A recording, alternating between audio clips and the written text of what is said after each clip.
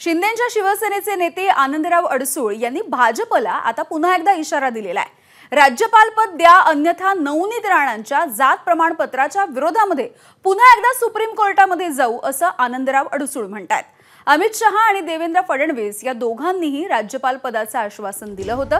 ते आश्वासन अद्यापही पूर्ण झालेलं नाही असं अडसूळांचा दावा आहे। नवनीत राणांच्या जात प्रमाणपत्राच्या विरोधामध्ये सुप्रीम कोर्टात पुनर्विचार याचिका दाखल करण्याचा मार्ग मोकळा असल्याचं सुद्धा अडसूळांनी पुन्हा एकदा म्हटलेलं आहे। तर आनंदराव अडसूळ यांनी आता पुन्हा एकदा अल्टिमेटम दिलेला आहे 15 दिवसांचा, अन्यथा कोर्टामध्ये जाण्याचा इशारा सुद्धा आनंदराव अडसूळ यांनी दिलेला आहे।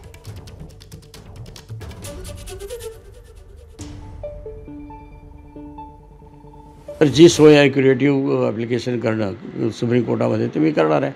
त्या ठिकाणी 3, 4, 5 जज असू शकतात आणि त्या माध्यमातून योग्य तो निर्णय होऊ शकतो। डेप्युटी चीफ मिनिस्टरच्या गोष्टीला जवळ 25 महिने झाले, अमित शहाच्या गोष्टीला आता जवळपास 2-2.5 महिने झाले।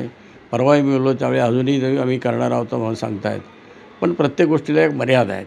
त्यामुळे एक 15-20 दिवस थांबेन आणि मी ते ॲप्लिकेशन करेन सुप्रीम कोर्टामध्ये। एबीपी माझा, उघडा डोळे बघा नीट।